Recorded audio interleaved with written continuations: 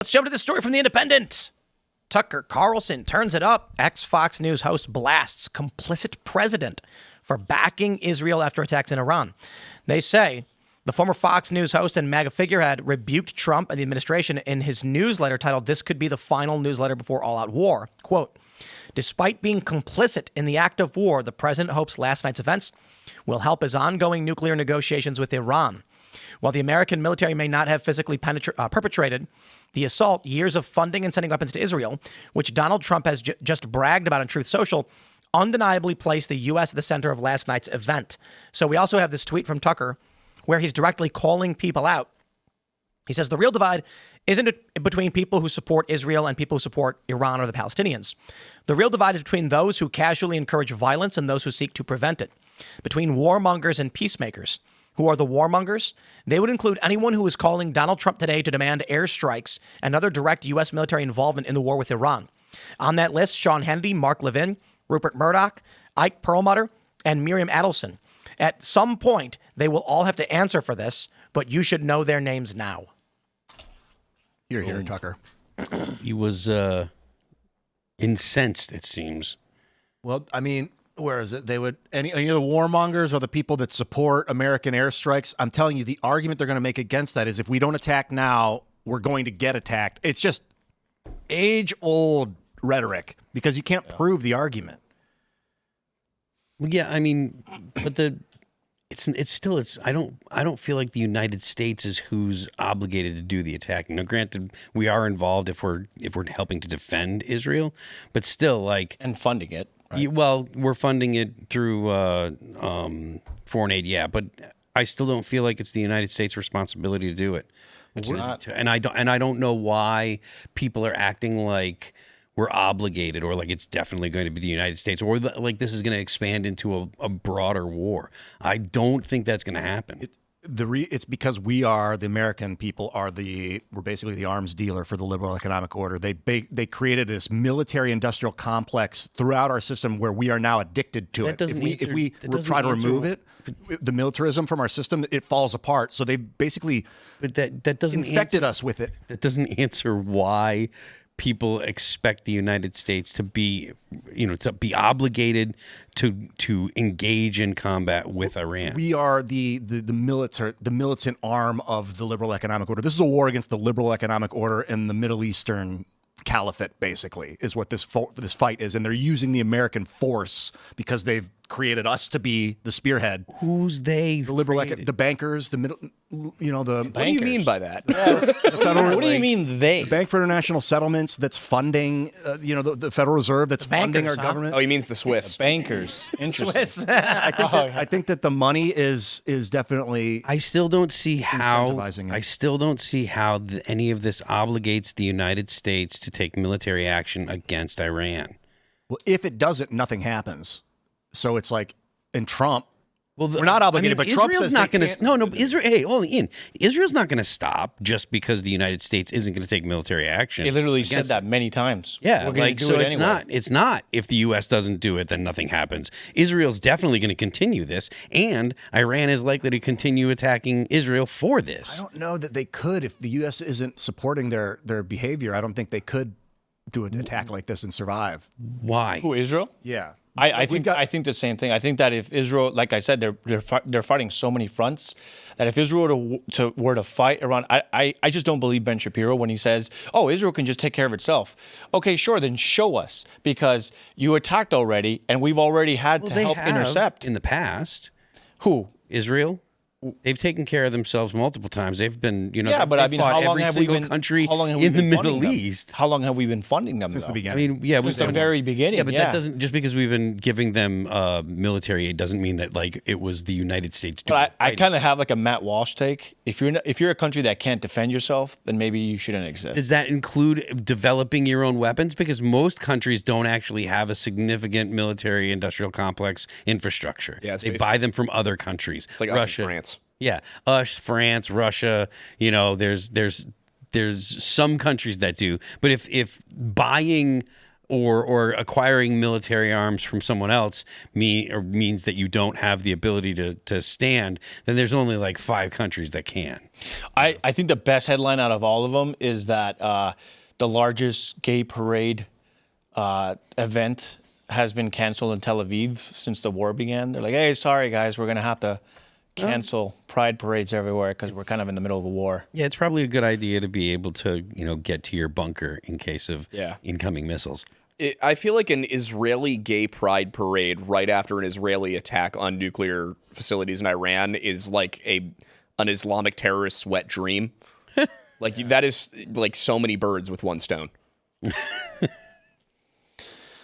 Well, I mean, I don't know about. Here's my again. Like I just come from a family where 4th generation of veteran. I care about America. This is the country that gave my family everything. On my father's side, we came from Italy. So my great-grandfather, who actually has the same mustache I do, that's why I let it grow out. I promised myself that when I get out of the military, I'm going to grow my grandfather, who's Italian, my great-grandfather mustache. But on my mom's side, she's from Mexico. And this is a country we love. We don't wave foreign flags. We don't allow foreign flags in our home. We love this country, and we want to see this country prosper. And it just irks me to see that here we go with Israel, and it's starting another war front, and it's like, help, we're getting attacked. And it's like, all right, well, just intercept the missiles because Tel Aviv is getting rocked again, And it's just, again, I'm just a concerned father. I don't want my son to call me, Dad, my first duty station is not going to be Japan the way we had talked about, and I was hoping to go there. Iran. It's going to be. I'm stationed now because he's going into cybersecurity, so I'm just like, dude, he's going to go right there, and it's like, here we go again, man. It's just. Yeah, I still have a hard time understanding why there are so many people that are demanding or just refuse to entertain other options aside from the United States actually getting involved in direct combat with Iran. I don't see that being the case. The U.S. killed Soleimani, and that didn't turn into some big, burning of the whole Middle East. So I think that not that I'm really big on nothing ever happens, but I really do think that this is going to be a situation of kind of like this is going to there's going to be some combat between the two, and then they're going to chill out because nothing ever. Well, I forgot who said it, but they said there's a really good chance that nothing happens. Like Iran just says, okay, we struck back. I agree. And this actually happened. What was it? A couple months ago, where Israel attacked Iran, and Iran says like, okay, we're closing down the airspace, and we're sending missiles that take 2 hours to get to Israel. No, and then and then they're like, okay, this concludes the missile test. None of the BRICS nations, I think, and I don't think any of them are going to risk war with the United States over Iran. No, definitely not. That's why Saudi Arabia came out and they said we strongly condemn Israel for attacking our Muslim brothers and Arab brothers. But then they're like, they're not going to do anything. Right. Well, the Saudis are chilling right now. They're in good with us. They got their oil money. And the Saudis also like the idea of a less powerful Iran. Yeah. If Iran, when they say Iran with a nuclear weapon destabilizes the region, it's not just about Israel, though Israel is the main target and the thing that's going to garner the most attention in the Middle East. Like the Saudis don't like the Iranians, and they don't want them to have nuclear weapons either. So I also think they're heretics. Like they have a serious religious problem with the Iranians because they're Shias. Shia versus because the Iranians are Shia. Yeah. What's the difference between Shia and Sunni? Shia is a much smaller sect. I believe it's about 10% of the Muslim population, and they are the more radical of the two, the more religious. They're the more religious of the two. I think they believe in exactly 12 imams, and we're on the last one right now or something like that. I can't remember the exact details. But basically, there's the Western version, the one that spread west across North Africa and became the Islamic Empire. That was the Sunni side, and the Shia side took root in Iran. It has to do with who should have been Muhammad's successor. Yeah, that's daughter is the Shia, were the ones that thought his daughter Fatima, was that her name?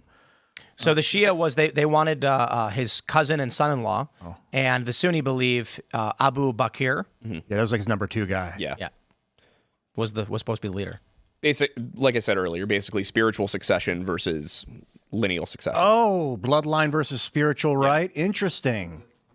Yeah, the Sunni, I don't want to take sides. Just from an outsider, like the Sunni look like more legit. I don't want to take sides, but I'm right. Obviously, here I am. 90%. I'm But I love the Sunnis. Where they worship the sun? Is that where the word sun comes from? S-U-N? It's Semitic. It has nothing to do with the sun. Really?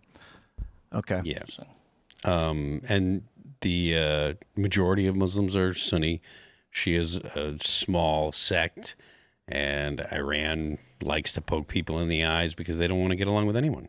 I still, one of the best moments on the show ever was when Michael Knowles called Seamus a Wahhabi Shiite Catholic. And Seamus went, "Thank you, Michael. Thank you." Oh, yeah. Sunni comes from sunnah, which means way or tradition. So this is like it's the traditional, and then Shia what's Shia mean? Yeah. Something. There are very few Shia majority countries. It's Iran, Iraq, Azerbaijan, Bahrain, Lebanon, Yemen, and then that's basically it. Yemen is Shia. Well, that makes sense there, so that the Iranians are supporting the Yemenis. Lebanon used to be Christian, Yeah, well, and then we got outbred. it's not anymore. A lot of places used to be Christian. When are the Funny how that happens. when are the Abrahamic religions gonna break bread? We aren't. Ever? Aren't they supposed to? We don't want to. Wouldn't Abraham want them to? No. Oh. No. We had this debate this morning. Right, We had this debate this morning, and it was actually something that got pretty fiery. Where Jay and I were on one side, and Tim were on the other No, but side. Jay got mad at you. Yeah, I know. I don't know how that happened. Don't be a Protestant, guys. It's rough out here. We this morning we had a debate on Orthodox and Catholicism and Protestantism. I was just kind of there. But yeah, the argument that we were having, Jay and I are sitting there like, well, the Catholics in Vatican II are arguing that Muslims believe in the same God that we do, and Tim didn't agree with that. But basically, what we all agreed upon is that, no, Muslims do not worship the same God that we do. We worship a No, Trinitarian. I agreed with Tim. Yeah, that's what There I were said. two Tims. Yes. I thought you said Tim didn't agree with it. No, Tim didn't agree that with our take. Oh, right. Yeah, I might have misspoken. But yeah, The Vatican II basically was saying, my interpretation was that what they had written in the book is that Hindus are looking for God and they found some of the secrets, and Muslims are worshiping God, but they're all doing it wrong, and they need to be doing it this way.